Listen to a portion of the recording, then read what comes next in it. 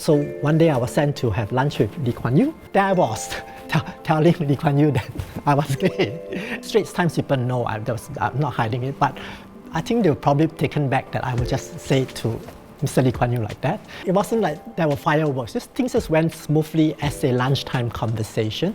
But of course, when I went back to the Straits Times, the newsroom, news spread like wildfire. Russell told Lee Kuan Yew he's gay.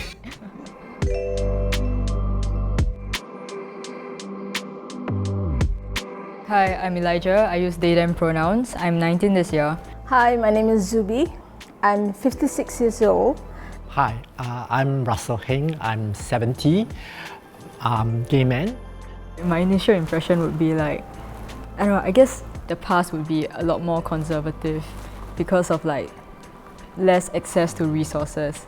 Like say as compared to in the present where we have the internet, where people meet one another online. Growing up in the 1960s and being gay, you just had a sense that it's something that you don't want to shout at by standing on top of a table. You certainly don't want to tell your parents, but it also wasn't something that troubled you every day. You just lived with it, and then I would say socially, your friends, your classmates also don't seem to mind very much. Singapore culture at that level it's not like what you hear in some other countries where it's very vicious or there's bullying and you get beaten up for it. It wasn't like that. And I would also say that at that societal level, it wasn't just you having got to be careful and saying, oh, I don't want to be too open. But sometimes there were opportunities. You could flirt with the other boys, which we did. Oh, it's quite refreshing to hear that like you will still be able to like casually flirt with like the boys in class, or like people are relatively like okay with hearing that of like different sexualities. That generation, we didn't have social media now, but your public means of entertainment would be the movies or television, but that was hardly ever mentioned as a topic. So again, you may not know, but at the same time, it also wasn't a media through which threats came, where you were being told by some awful person that that's wrong, and so on. So that in a way, I think accounts for a space that if it wasn't very exciting, also wasn't very threatening. But you know, it's a double-edged sword. Huh? I find that very interesting actually, Russell, because in my time, I've been brought up by a religious teacher. My late mom was a religious teacher. And those times, I grew up in the 70s and 80s. Those were the days where everything is very strict for me. Growing up in a conservative Muslims environment, it's kind of tough. Filial piety is very important. And at that point of time, I think you would agree, there's no such thing as acronym of LGBT or anything of that sort. So for me to really understand myself, at that point of time, I could recall that I was really in a state of gender dysphoria. When I was 6 years old, I could recall that I loved to play boys' toys. When my mom bought me a toy that's almost same height as me at the time, and the doll, I can just pluck out the head and play it like soccer, you know? That's what I did. And I remember during Hari Raya, I saw my mom sew the baju kurung for my brother and my sister. I said, I want like what Abang did. I want the male baju kurung. That was the first time I had it when I was about 6 years old. And I feel joy. I feel like I'm being me. But as time passes, when I grow older, I feel like whenever I wear baju kurung or a girl's blouse, I don't feel being who I am. And it's quite interesting that Russell, you have that opportunity when you were young to explore and to flirt with boys. My time, my days during secondary school, somehow it's like closeted because I do not know why I feel that way. You're talking about gender role expectations. Yeah. Yeah, I had those. I live with those things also. You know, I think for hundreds of years, in almost all culture, boys have to be boys and girls have to be girls. Sure, I faced that too. As a kid in the 60s, I like Chinese opera, and I always identify with the female characters. And it comes with certain movements, how you play that role, and I love singing those Yes. And then later I discovered that my father wasn't very pleased with it. He told my mother, maybe you shouldn't bring him to Chinese opera so often. So that there were certain restraints like that. But those, as I say, were not like day to day. The pressure wasn't large. But as I say, the pressure really came when you become more aware as a young adult. Then you talk about other issues like I need to be true to myself.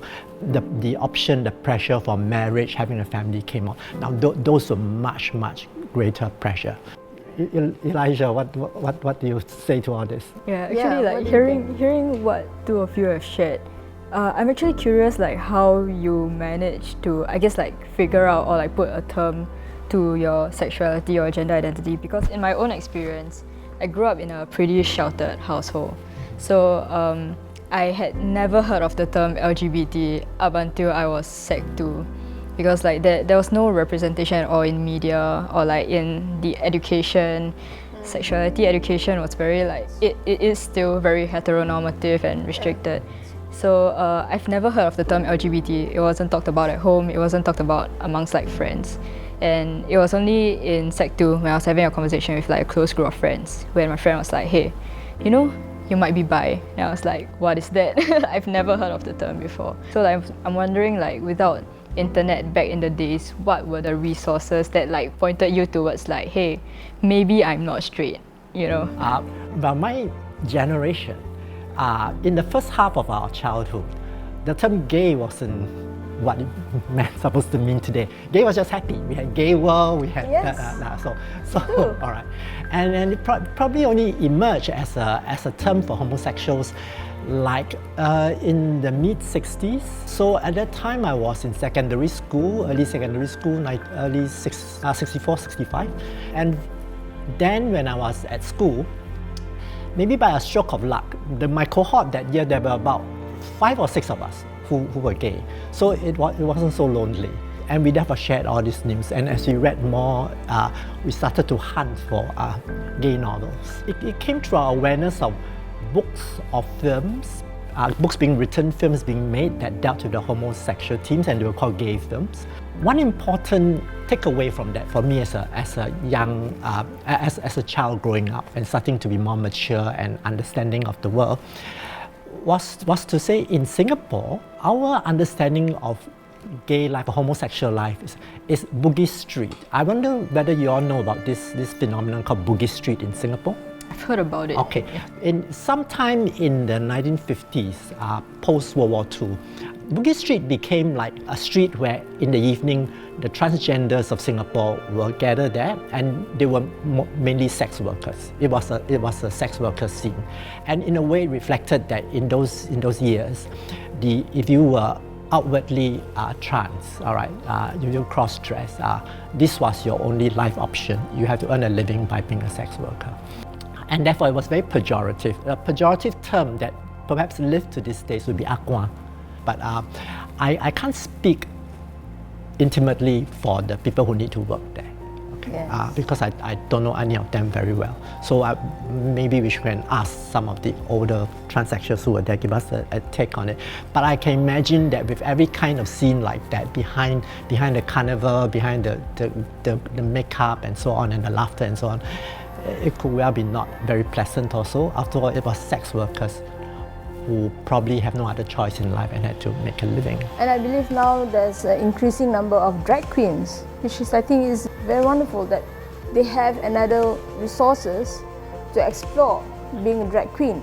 And I think now drag queen is quite respectable thing to do at the moment right now. It is certainly more acceptable, and I correct me if I'm wrong, but I think transsexuals now probably have more career options. They can, yes. And I think also they'll probably get more parental support, because way back then I understand that if any parents faced with a son who decides to cross-dress is going to end of the world. But nowadays I think there may be more acceptance and more support. I mean, in the context of Singapore, I think like there's not so much more acceptance, but I guess like there's a higher level of tolerance, I would say. Yeah. Like say like if a trans kid comes out to their parents, chances are the parents won't be accepting of it. They won't be like, okay, cool, let's start you on hormone therapy, or like, all right, let's link you up with like community resources. But rather they will be like, are you sure this is what you are? Are you sure this is what you want? Maybe this is just a phase, like, or you're gonna become like a girl again someday, or you're gonna be a boy again someday, that kind of stuff. So I think there is more tolerance in the sense that like some trans kids won't get kicked out of their house. They will still have shelter and all that. But there's still that level of hostility even within their homes. Yeah.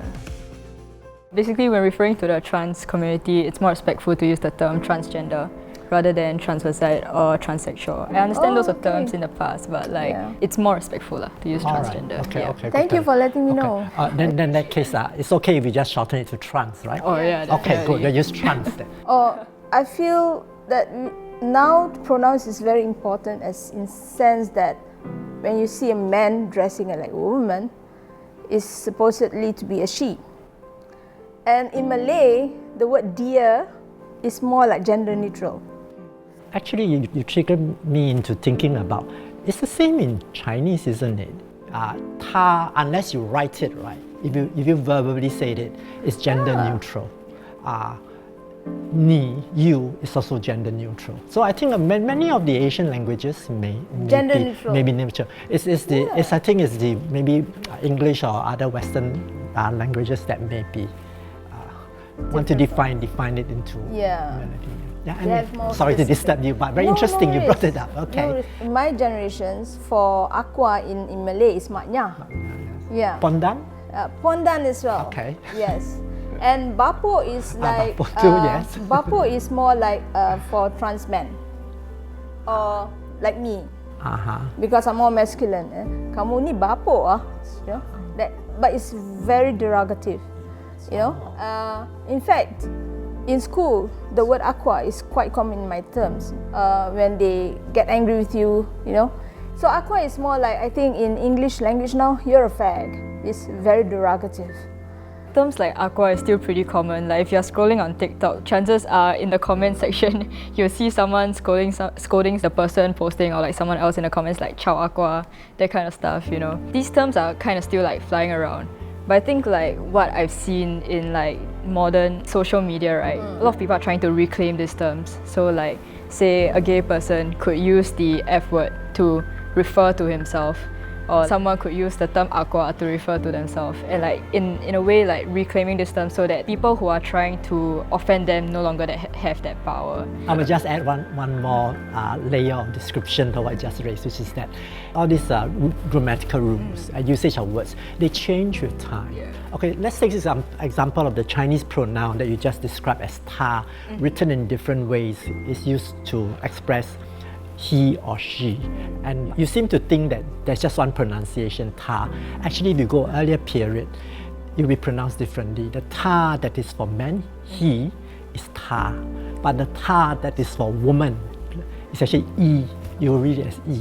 So words changes with time. Values that we attach to a word, a pronoun changes with time. For instance, the term queer. When I was growing up till about secondary school and so on, queer was pejorative. In the West, a macho man would use it to dismiss or to bully someone who is effeminate or who is homosexual. But then the gay community appropriated and became, it's okay to be queer, you're proud of being queer, and now it's just entered the lexicon, LGBTQ. There's queer literature, queer film. So in a way, I think we got to be very mindful about being very rigid about it, because actually whether a word is pejorative or not, sometimes I think it's determined by, at any one time, at any one period, what a group of people want it to be and insist that that should be the meaning. In 2018, that was when like the Ready for Repeal movement kind of like kick-started, right? Or rather like resurfaced. And around that period, there was a town hall discussion also around Ready for Repeal. And a while, right? And there was a news article that was released around that time about how then Minister of Education made a statement at some summit or conference about how LGBTQ plus people in Singapore don't experience discrimination in workplace, schools, yada yada, right?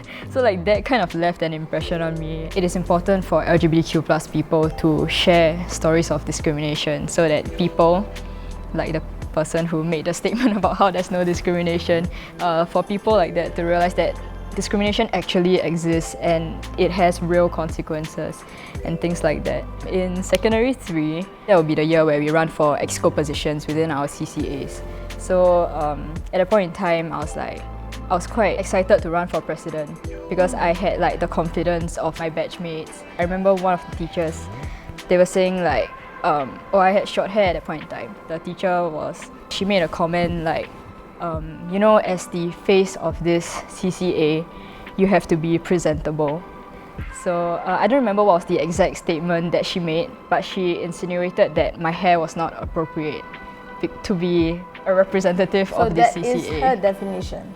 Why would my hair matter in terms of like leadership? Because like, I mean, I have the skills, I have the potential, so like, true enough, they didn't put me to like a high leadership post. Yeah, I got a much smaller role instead.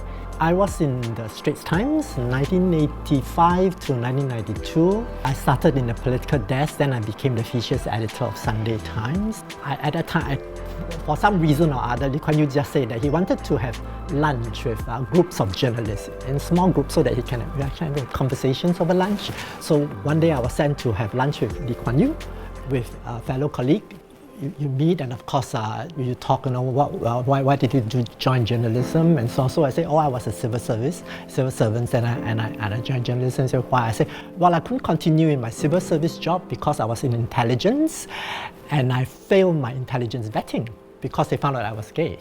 There I was telling Lee Kuan Yew that I was gay. And I think in the room just 4 people, I think my colleague from Straits Times who know I'm gay. I mean, Straits Times people know I'm not hiding it, but I think they were probably taken back that I would just say to Mr. Lee Kuan Yew like that. It wasn't like there were fireworks. Things just went smoothly as a lunchtime conversation. And then Lee actually asked, did your boss know that you were gay? I say, my immediate supervisors know, but I didn't stand on top of a building and proclaim to everybody in the office I was gay. Yeah. Then he then said, well, if they knew, then I don't see a problem. You wouldn't be exposed to black males because you were open about it. Then we just left it at that. And then the conversation went on to cover other things, politics, life, culture, and so on.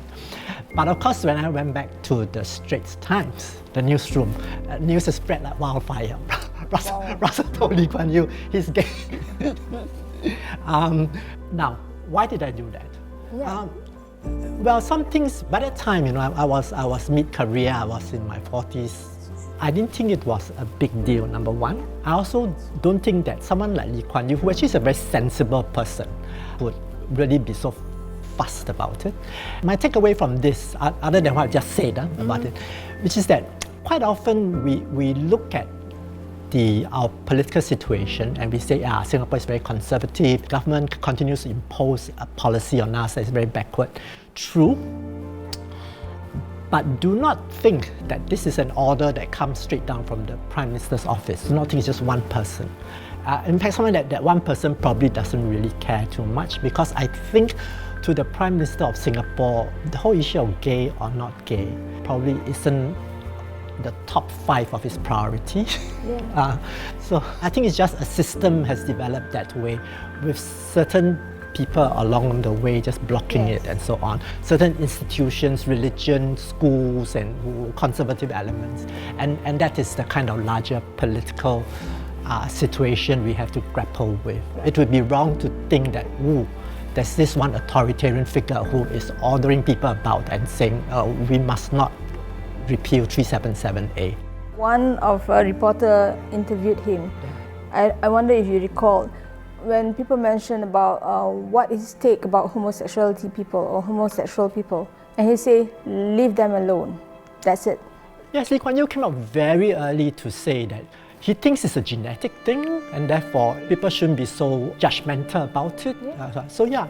Very early he said it. But I think his position is probably what we see as a policy today, which is like the government claims that it is neutral. It itself may be okay, the issue, but it's It's the conservative elements of Singapore society that they have to oblige by keeping a policy like that. Exactly. Yeah, I think like although like perhaps your interaction with late LKY could have been like pretty civil and like you didn't face hostility because you let him know that you're gay and things like that.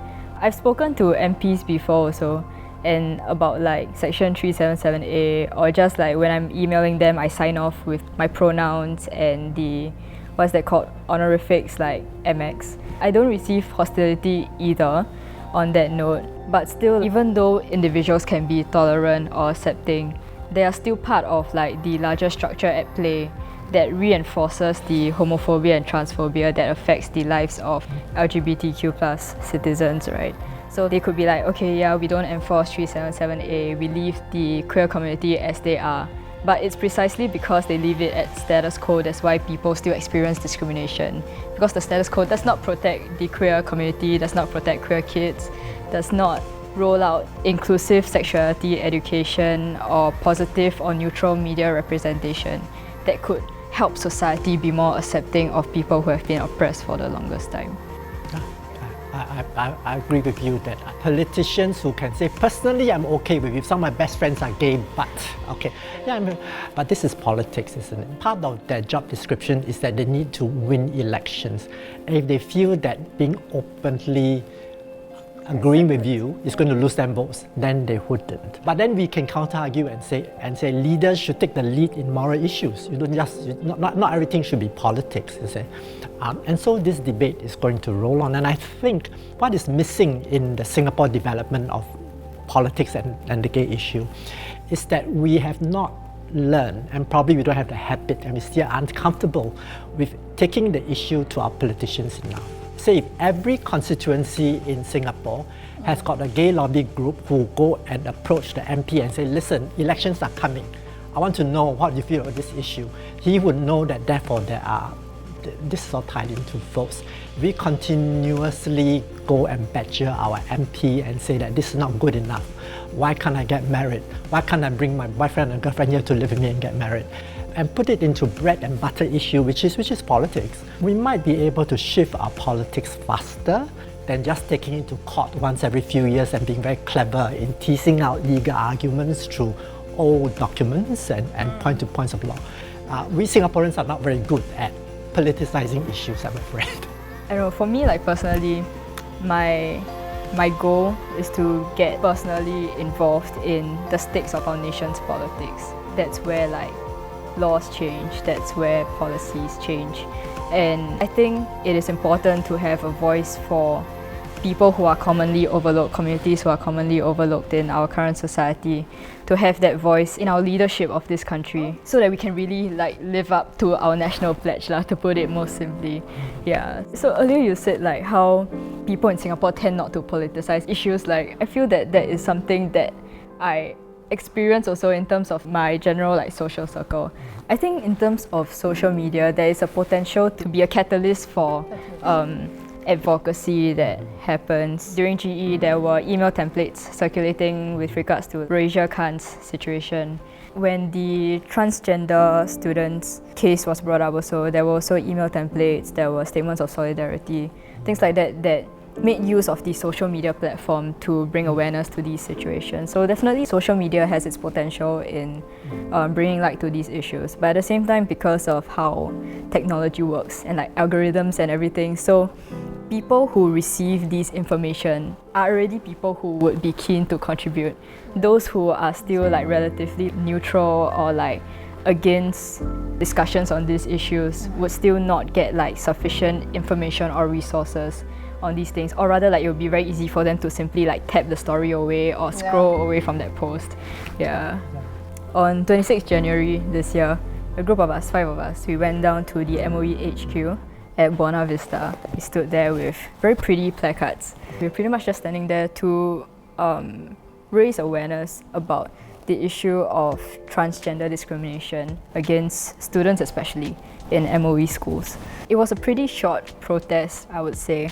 Because like we were standing there for about 5 to 10 minutes before like the security came. A whole swarm of police officers just like crowded in front of us. The police was trying to like get us to leave and like, oh, you know, we're doing our job, can you just like go, that kind of thing. So like they were just standing there for like 20 minutes, and that 20 minutes thereabout, I don't remember the full like engagement that we had, but I remember at one point in time the officer was like, oh, you've already been here for 20 or 30 minutes. I'm sure you've made your point already. One of them said like, but you've been standing in front of us for like most of these 20 minutes. Then I was like, ooh, yeah, you know. At that point in time, just 3 of us were left standing there.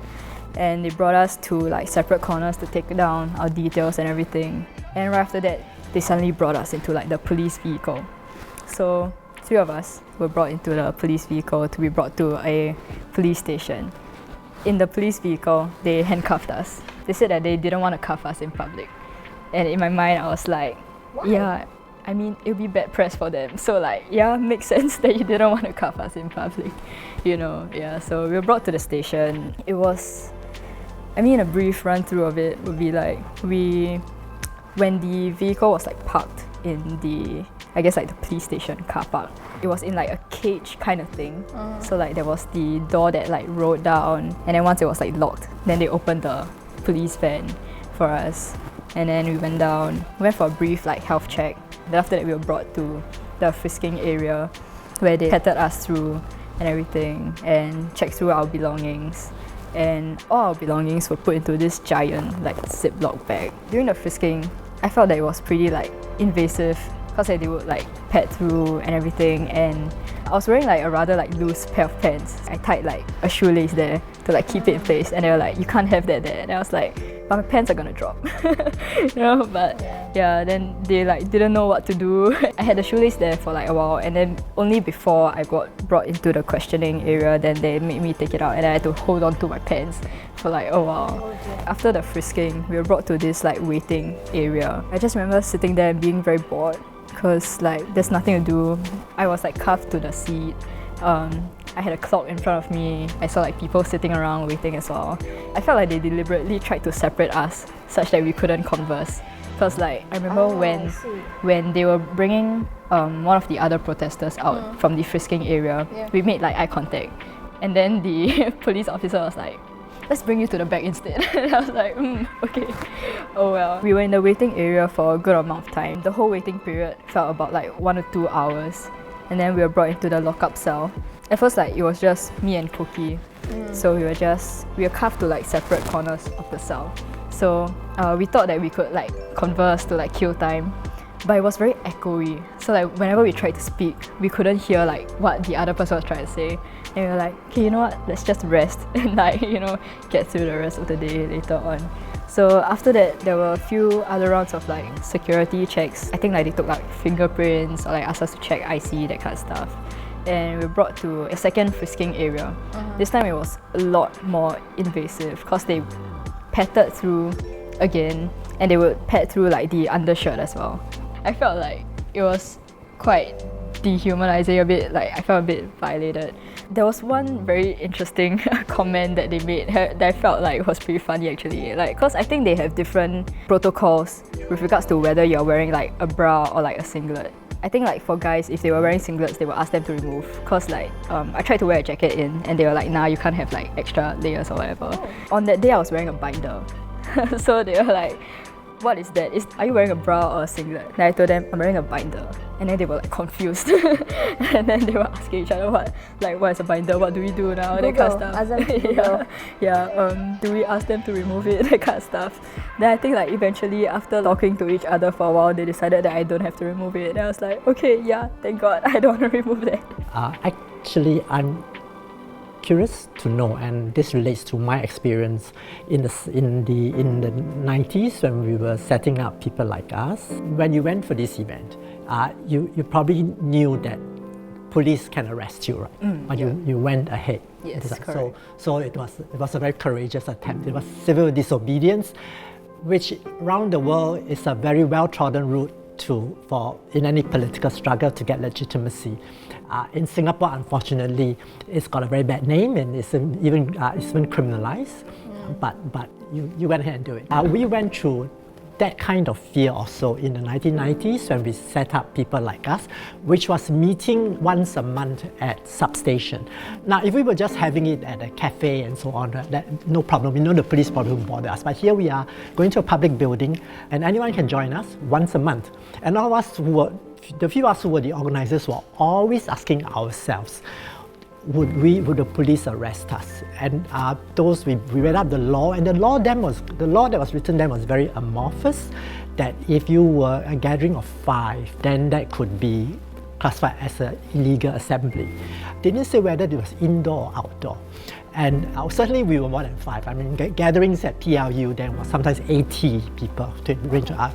So we were always not sure whether we were breaking the law or not, and the police could come. And there was a fear that those of us who were organizing it always had to grapple with every month as the event come every month. The rumors would be flying, oh, this is the month the police are coming. I have an uncle who works in the police force and he saw the plans of how they're going to raid the building. All this graphic. So when I hear you say that, I actually resonates with me. But I would credit you guys all of you for being braver, because I think in your case, definitely the police will come. In our case, it was an area of grey. Police may come, may not come. And even if they come, we may not breaking the law. The law is written so ambiguously. And that's it. Over the years, on the one level, Singapore has become more liberal. At another level, the laws has been rewritten to make it so tight. Now, one person is considered a demonstration, leaving therefore no leeway for this kind of experimentation. As with any unfair law, I think the only way it can be defeated could be if you say you can persuade enough MPs in Parliament to change the law, it won't be changed. One of the things we can learn is that one of the great motivators of human behavior is anger. While we were deliberating all these issues, right, an incident called Rascals happened. Rascals is the name of a disco that is in today Pan Pacific Hotel. Oh, okay. And every Sunday is gay night. In May 1993, the police raided the place. They asked to see everybody's IC, and those who didn't bring their IC with them were taken to the police station, then have to arrange for their parents or family members to bring their IC. And for those of people who are not out, that became like such a big issue. Now, and this is where something interesting happened, and I think it took the police by surprise. Police in Singapore gotten used to, I will behave like that, and people were of course very frightened, and they will just learn a lesson.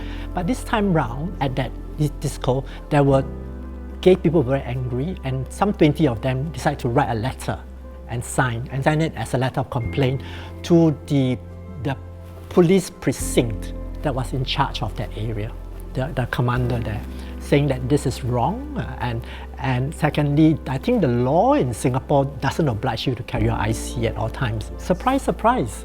A letter came back to apologize for it. So it kind of gives you a sense of, in today's language, a sense of empowerment. And then out of this PLU, all this month of not knowing what to do, saying that, we should, as a start, educate gay people in Singapore about their legal rights.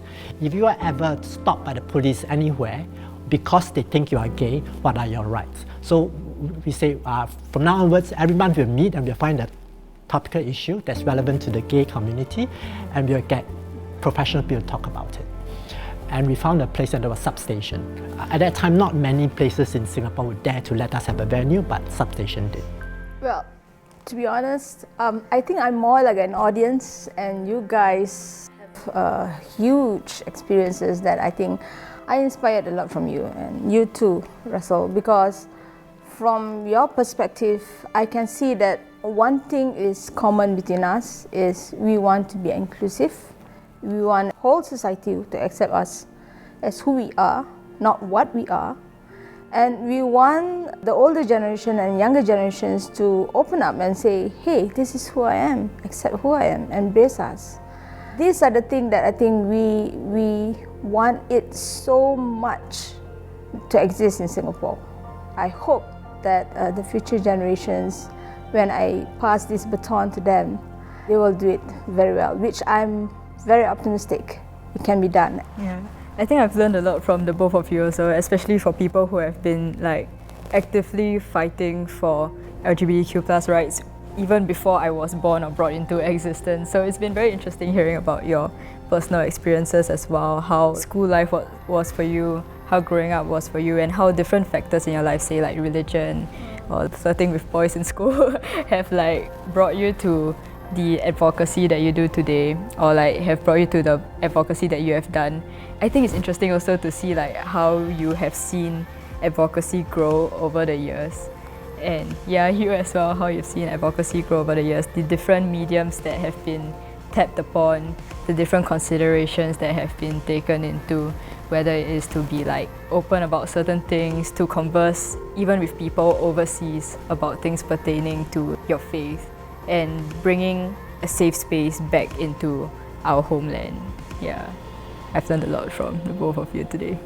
Very refreshing to talk to young and younger people. I'm 70 this year, and I usually in the circle of people I work with in my current NGO work tend to be my generation. And on this issue of developments in the gay community, I do follow it online, but there's nothing like listening to your talk, and then all of you are doing great things. Civil disobedience, we were very careful with it. Evidently, you, a younger generation, is prepared to take it a step further, or several steps further, and your tussle with religion. No doubt it's an old issue, but I can see the challenges are big for you and you are standing up to it. Congratulations. That's what I have learned today, that there is hope for gay activism in Singapore and a better future for gay people in Singapore.